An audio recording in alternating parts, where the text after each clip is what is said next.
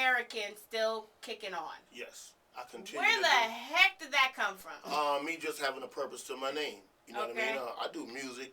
You know what I mean? But it's just not about music to me. I think about a million things at one time, and I want to be more than just, you know, a rap artist. You know what I mean? I want to do a lot of things, and I feel as though that's what I'm going to do, and I can.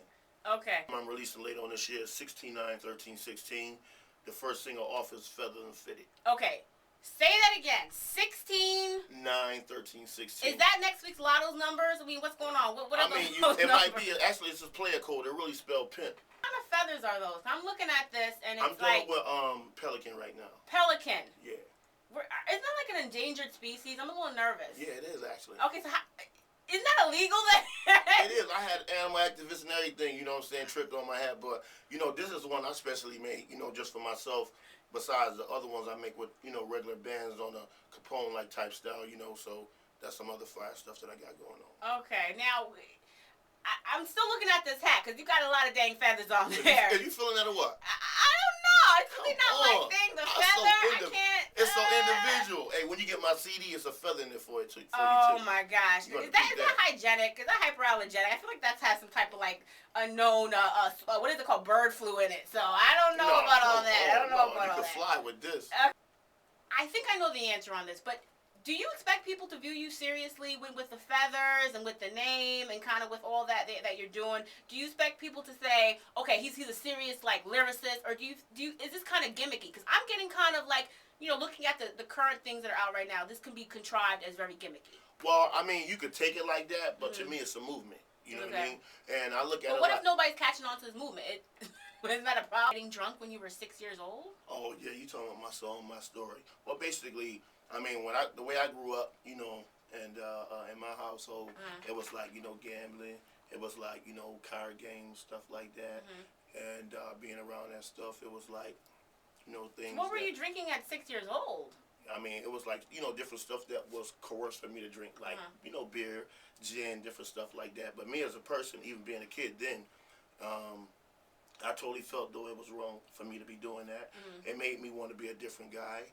It made me want to be something, right? And it made me not just want to be like that. You know what I mean? So what I tried to do is be worth something. You know, okay. You really touched me when I didn't expect you to go there, but dealing with that whole situation, I felt in my time in my life, you know, it was a good memory for me. Okay. Yeah. All right. So at what point? Because I know you also mentioned that you were selling drugs at 9, or something to that degree. I mean, at what point? How old did you make this conscious decision? Because a 9-year-old really, I guess from what I know and being that age at one time, you're not really making that much of a conscious decision. It's probably in your teenage years. I mean, how long did it take for you to say, you know what, let me make this change? I mean, because were your parents around? I mean, I can't imagine. You know what the trip was about it? You know, I had parents, you know, I love them to death, you know, but different things was tolerated that I wouldn't tolerate as being a parent. Like what? Well, you know, being able to do different. I could do basically anything I wanted to do. At the same time, I was pushed to do things that I shouldn't do. And after growing up and knowing the difference in what's right, what's wrong, I just felt as though I had to take control of my own life and, you know, try to be the best person I could be.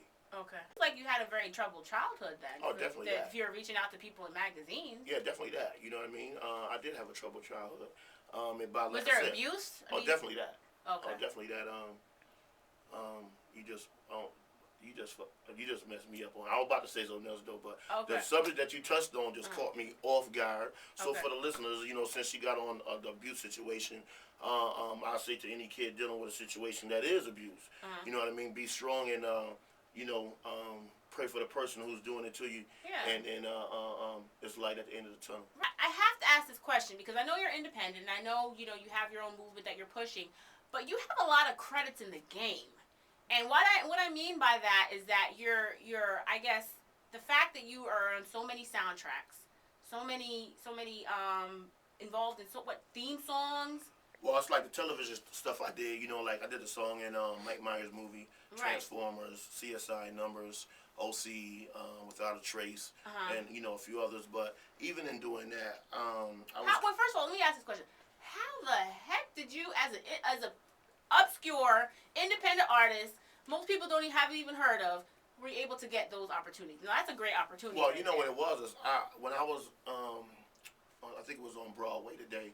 It was a dude who was trying to sell me a CD. Okay. And he wanted $5 for a CD, you know. And I was that dude before, you know, just wanting to be heard. And by being that dude, I put my CD on the guy windshield, you know what I mean, who was the owner of a studio.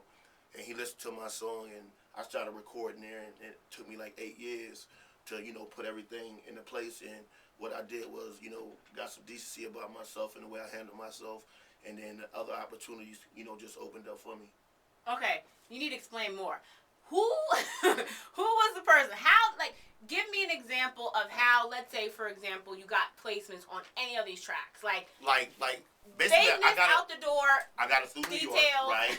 I got it through New York, right? I was coming up to my man Ali's studio, right? Okay. So he was like, B, you know, do any kind of rhymes and stuff like doing there. Let's just see, let's pitch it to television. Okay. So, you know, it was nothing I even had took serious, you know what I mean? But I was coming and traveling to New York back and forth on the Greyhound bus. And I was coming up here doing songs, and we were just doing them, you know, just commercial tracks, you know, seeing whatever. He was like, yo, don't write it like this, just do some stuff that I can just see if we can pitch. Because, you know, in television, they wasn't using at this time just songs that were just raw hip-hop tracks and stuff like that. Right. So I did it, you know what I mean? Next thing you know, another guy who was in L.A. At Pig Factory said, yo, listen, we could use your voice, you know what I mean? And they thought first, you know, you sounded a little bit like pop, stuff like that. And it was like, yo, just send us a few more songs and we'll see what happens. So I sent them a few more songs, you know what I mean? Nothing that I took serious at all. And next thing you know, the guy was like, yo, they got picked for this and got picked for that. Okay. And that's how it occurred. Now, I have to say this. Transformers, OC, what else? Without a Trace. Without a Trace. I did the Mike Myers joke. Mike Myers. I did the thing for Barry Bonds. Right. G's to Jits. Right. You know, a lot of okay. And the list goes on. Right. You getting some paychecks. Yeah. Why even try to do the album thing? Just focus on the TV and the soundtracks. I mean, you're not looking like you hungry then. Well, it's not that. It's because I believe in music. That's my passion. Okay. You know what I mean? And I'm in love with music. That's like my wife right now.